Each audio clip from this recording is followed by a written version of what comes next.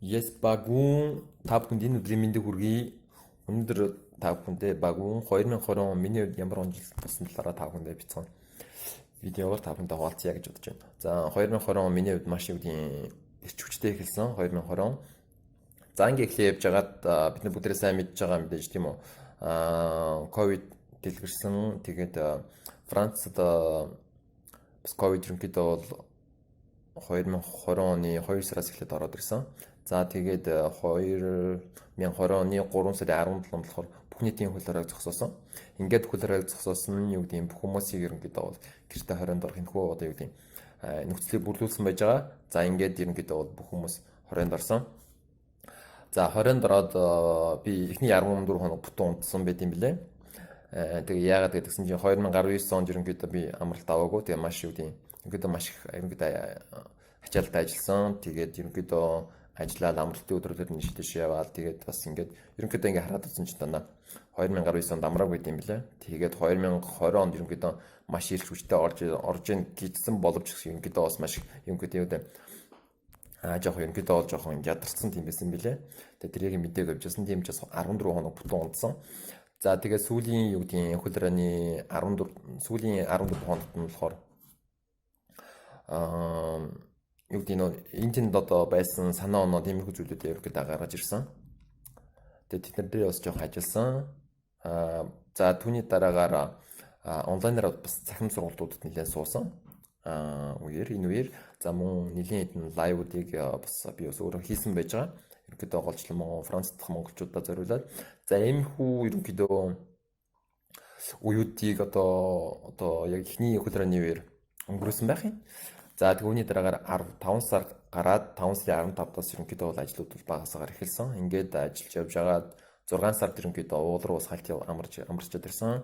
За түүний дараагаар Масай руу бас явсан байж байгаа. Масай явсан видеог маань яг энэ доор байгаа. Тийм учраас та хүмүүс тэрийг үзээд сонирхорой.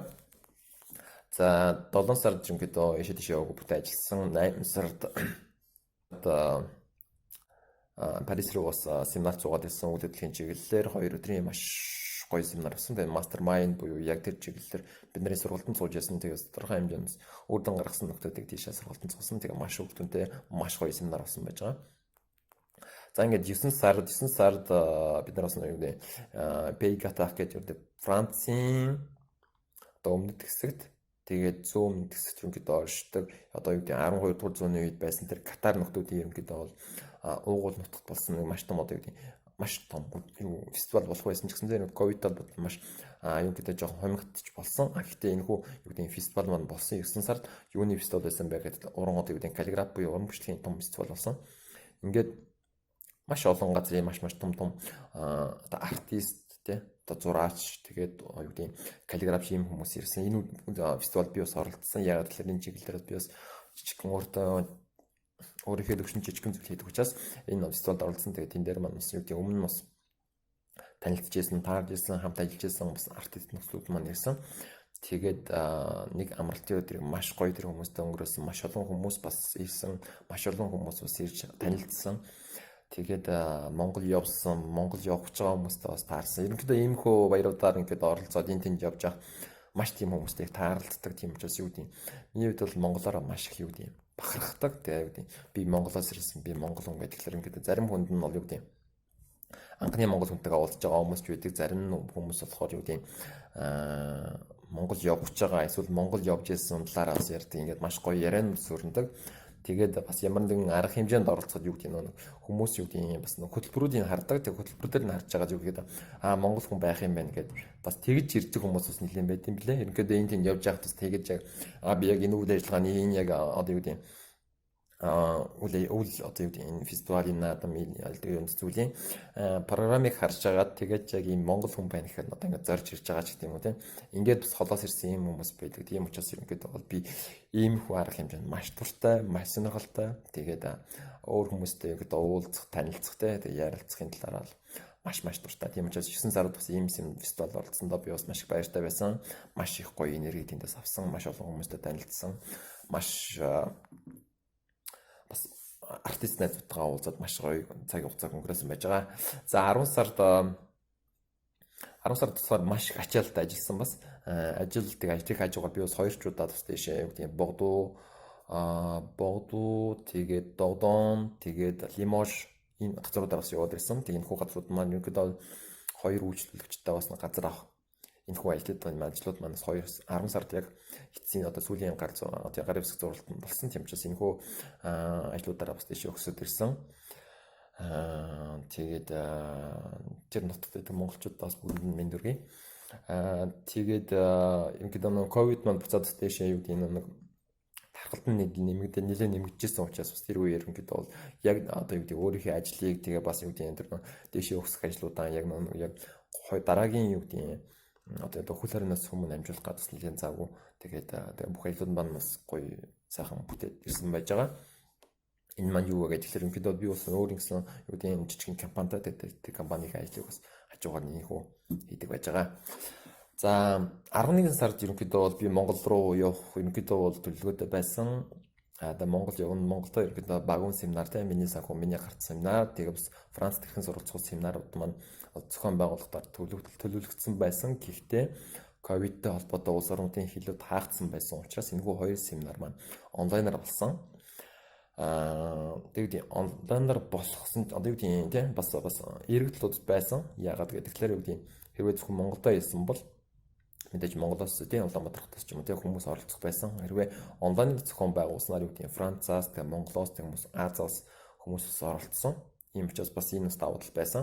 За түүнээс гадна бас Франц яг семинарын дараа болохоор Францаас оролцсон нэгэн оролцогч маань ерөнхийдөө бас миний үйл хөдлөлийн талаар ярьжсэн багуун семинар дээр ярьсан зүйлээс манаас санаа аваад яг багуунаа чи яг энэ би тэр үед нэг юу багуун жижиг агуулгад хэрхэн яаж хөрөнгө оруулалт хийх талаар ярьжсэн. Тэгээ яг энэ чиглэлээр чи яг сургалт гаргавал би яг бэлэн байна гэдэг бас энэхүү сургалт маань дөнгөж оны ихэр гарсан байж байгаа бас баггүй хүмүүс энэхүү сургалт маань оролцоо явж байгаа. Тийм ч бас юу гэдэг юм бас боломжууд бас гарч ирсэн. Энэхүү бас миний харж байгаа зүйлүүд тийм байна. Тэгээд 11 сард юу гэдэг 10 сарын сүүлээс 12 сарын эхний хүртэл ингээд 2 дахь хуулиараа бас тогтсон. За ингээд ерөнхийдөө 11 сард бол ерөнхийдөө бас жоохон амралттай юм гэж өнгөрсөн. Тэгээ 12 сарын сүүл дундаас ажил маань ерөнхийдөө багаар эхэлсэн. Багаар эхлээд тэгээд Нөлийн баяраар яг он гарах мөчөд бас найзуудтайгаа ерөнхийдөө уулын явж байсан. Шинэ оны гаргасан байгаа. Тэр үеийн бичлэгийг бас та яг энэ бичлэгийн дороос олж харж үзэх боломжтой. За ерөнхийдөө нэг 2020 он ерөнхийдөө бас иймэрхүү багууны өнгөрсөн байх. Тэнийг зүйлийг би бас мартах гэж байна. Би бас Forest Action гэдэг одоо юу гэдэг байгаль хамгаалах тэр холбооны одоо үйл ажиллагаанд 2016 оноос хойш оролцож эхэлсэн. Энэхүү холбоо нь одоо юу гэдэг байгаль дэлтий одоо юу гэдэг одоо энэ тэнд одоо дэлхийд даяар одоо гэмтсэн байгаа тэр одоо юу гэдэг гэмтсэн шатсан эсвэл ямар нэгэн одоо юу гэдэг тэ шавж урханд одоо баригдсан энэхүү ой модыг дахин сэргээдэг иймэрхүү одоо юу гэдэг одоо байгалийн экологийн тэр тэнцвэртэй байдлыг хамгаалах энэ чиглэлийн одоо холбоо байдаг. Тэгээ энэ холбоонд би одоо 2016 оноос хойш одоо нэгдэж өөрийнхөө хэмжээнээс одоо өөрийнхөө зүгээс тодорхой хэмжээний одоо юу гэдэг энэ хүү одоо сайн үс аянд одоо ордог байж байгаа. Тэгээ энэ хүү аянд ажилласандаа би бас энэ 20 онд оролцож чадсан. Тэгээ гадна би бас мод тари гэж бас ингэдэг бас нэлээд бодсон. Яг би нэг мод тарьж байгаа газар өөрөө яг биеэр оролцъё тэгээд одоо юу гэдэг JX гэдэг энэ хойно байгаа. Мужид болохоор ингэдэг бас яг таньдаг найзууд маань 12 сард ерөнхийдөө бол тэр одоо яг модны суулгацсан тийм их явдлууд нь хэрэгждэг юм билээ. Тэг яг тэрөнд би оролцсон гэдэг чийсэн. Тэг яг ковидтэй холбоотой бас оролцож чадаагүй. Тэгээ хэрвээ энэ жилийн сүүлээр ч гэсэн дахиад тийм боломж олдвол би бас яг тийм их зүйлд оролцох маш сонирхолтой байгаа. Мод тарих яг одоо энэ байгаль экологтой холбоотой зүйлүүд юм байна. За юм байна. За тийм байна. Тэгээд ерөнхийдөө ковидтэй холбоотой бас яг юу ажлууд маань ерөнхийдөө бол бас нэлээд саарсан байж байгаа. Зарим ажлууд маань хагдсангүй саарсан. Үүнтэй холбоотой яг төлөвлөж ирсэн үр дүнгууд маань бас гарч чадаагүй. За юм байна ажлын хувьд. За гэхдээ ажлын хувьд юм байна. За мөн семинар ишдэж мэдээлэлс бас хөтлөх байсан. Оны ихэр 3 сард дээшээ хөтлөх байсан. 5 сар, 6 сар, 11 сарын ихэр би бас Амстердам явах байсан. Энэхүү ерөнхий зүйлүүд маань бүгд цуглагдсан байж байгаа. Яг л ковидтай мөн холбоотой. Тийм байна. За өөр юуны талаар яриа гэж бодчихлаа. Тийм мэдээж Монгол явах маань бас 11 сард Монгол явах маань бас цуцлагдсан гэх мэтлэнгээр аялууд маань хойшилсан.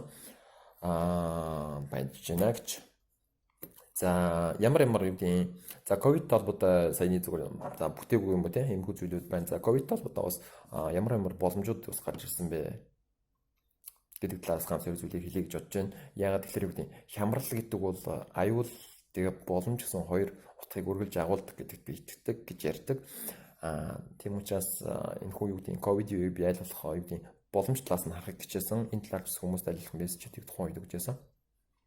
Тэгэхээр юу гэсэн юу гэдэг миний талаас хэрхэн яаж ерөнхийдөө боломж талаас нь ашигласан бэ гэхээр мэдээж нэг юу гэдэг гинт их чөлөөт цаг гинт гараад ирсэн. Маш завгүй байж байгаа. Тийм учраас өөрсдийнхээ нэг өөртөө урд өмнө гарч ирсэн мянган тийм санаанууд дээр бас дахиж ажилласан. Тэднийг бүгдийг гаргаж ирсэн. Тэгээ яг хэрэгтэй хэрэггүйгээр нь ялгасан ч юм уу тийм энэ хүлээлтүүдийг хийсэн. Тэгээд бас мэдээж өөрийнхөө юу гэдэг толгойд маш олон хөрөнгө оруулалтуудыг тэр үеэр хийж чадсан. Хийсэн. Тийм учраас юу гэдэг бид нар байнга суралцж явах хэрэгтэй. Бидний юу гэдэг хамгийн том капитал бол бид нар өөрсдөө. Тийм учраас энэ талаар би бас байнга хэлдэг багун. Тийм байнга суралцах хэрэгтэй тийм гэж. Тийм их иймэрхүү зүйлүүдээр бас хийж чадсан. Ингээд хийсэн. Тэгээд энэ талууд маань боломж болж өгсөн.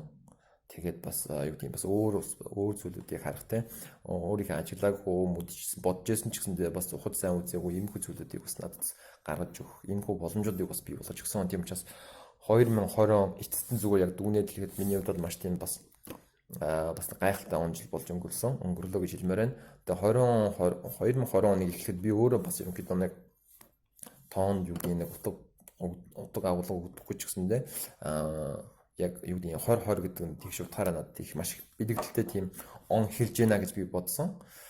Тэгээд тэр маань ерөнхийдөө бол болсон.